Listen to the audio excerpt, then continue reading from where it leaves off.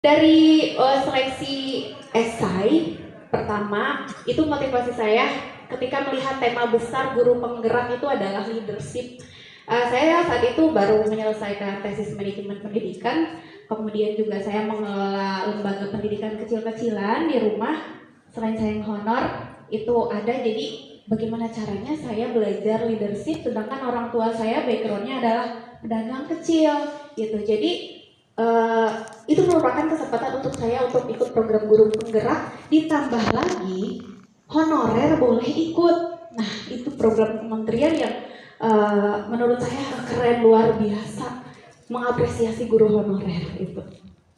Dan saat itu motivasi kami di angkatan 2 ini tidak ada Bu yang ingin menjadi kepala sekolah, karena memang belum ada kan ya. Di seperempat perjalanan ternyata sampai sekarang keluar Permendikbudristek nomor 40 tahun 2021, diantaranya itu. Nah, disitulah mulai teman-teman yang lain yang belum tadinya nanaonan sih, capek-capek, ternyata sekarang mereka justru tertarik Bu. Nah, terdapat 3 tahapan seleksi. Yang pertama ada esai. Di esai itu kita menuliskan pengalaman, berefleksi lah, kita berkaca diri, menggali selama ini kita jadi guru yang seperti apa. Jadi dari awal seleksi juga kita sudah belajar untuk berefleksi yang nantinya bisa kita lakukan perbaikan ke depannya. Nah, lolos esai, pengumuman ada lagi tes bakat scholastik. Itu soalnya kurang berapa kemarin Bu ya? 100 lebih ya, waktunya 1 jam. Itu kita berkejaran dengan waktu. Saya gagal di sesi pertama karena kendala jaringan. Alhamdulillah ada kesempatan kedua, nah lolos di situ.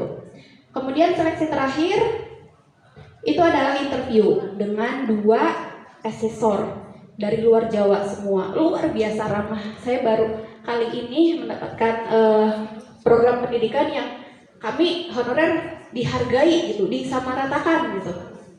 Nah, pas udah seleksi yang ketiga itu kami lolos dan ada kurang lebih 53 atau berapa majalengka itu, tapi yang sampai finish itu hanya 49. Nah, selama pendidikan yang kami lakukan adalah belajar dengan fasilitator melalui LMS. LMS itu ini kali kedua berarti untuk saya setelah sebelumnya di PPG. PPG-nya dulu masih luring dan belum daring seperti sekarang, masih yang 6 bulan, 3 bulan di rumah, 3 bulan di LPTK di Solo saat itu. Jadi bukan hal baru kalau misalnya LMS.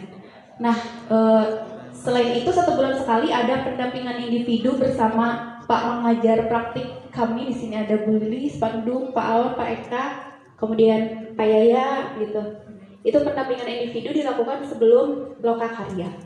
Nah, pas lokakarya itu di hotel ibu-ibu, bapak-bapak, dan itu lagi-lagi honorer di hotel, makan bisa, tidur di hotel pas panen karya, itu luar biasa Bu. Kan sekarang zaman medsos, upload kan keren Bu. Jadi teman-teman yang lain itu makin tertarik gitu. Nah, mohon maaf, selanjutnya setelah pendampingan individu itu lokakarya tadi sudah. Terus tugasnya ngapain aja guru penggerak?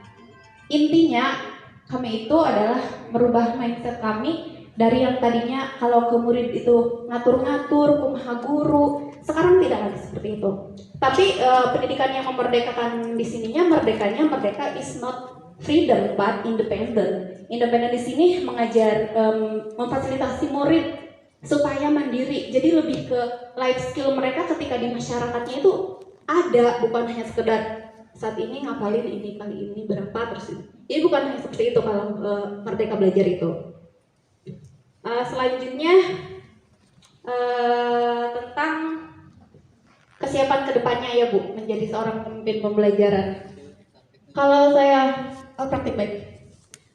Praktik baik yang sudah saya lakukan itu ketika di modul pertama, karena memang ini adalah sangat kontekstual.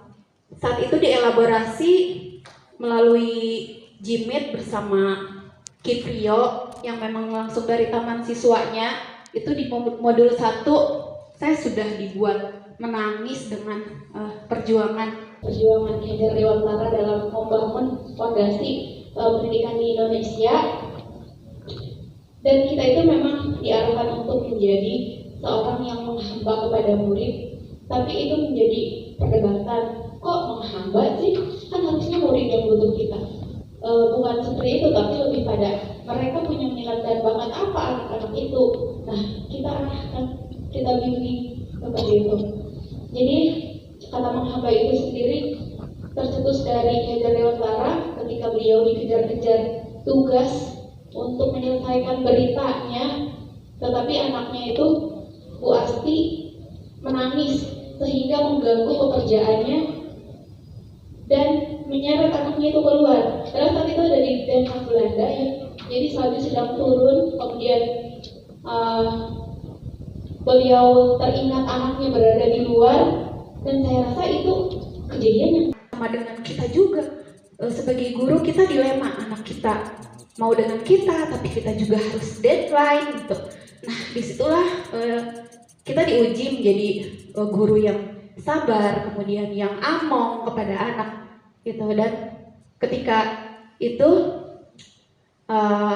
bahwa pendidikan kita menemui anaknya sudah membiru dan tercetuslah kowe bakal dak mulia akis lawase, akan kumuliakan selamanya. Dan sampai akhir hayat itu Bu Asti tidak bisa apa-apa, hanya dibantu oleh orang lain, berjalannya, berpakaiannya, semuanya seperti itu sampai akhir hayatnya. Disitulah di modul 1 banyak sekali yang berubah dari program guru penggerak ini, banyak. Dan itu ya jadinya, maaf agak melo. Semangat. Iya. Jadi kalau misalkan sekarang memang harus mengajak orang lain, karena memang peran guru penggerak itu selain mengembangkan dirinya harus bisa mengembangkan orang lain. Nah, disitulah peran kita mungkin bisa difasilitasi dengan menjadi seorang pemimpin di satuan pendidikan. Tapi untuk itu saat sekarang kalau Ibu Direktur tanya, untuk saat ini saya belum siap. Artinya saya merasa di usia saya yang sekarang masih banyak senior, saya sukanya lari.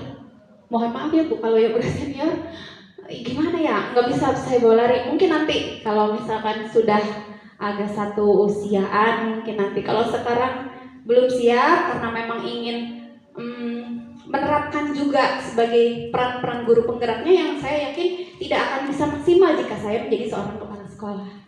Itu Ibu, Bapak. Terima kasih. Assalamualaikum warahmatullahi wabarakatuh. Waalaikumsalam.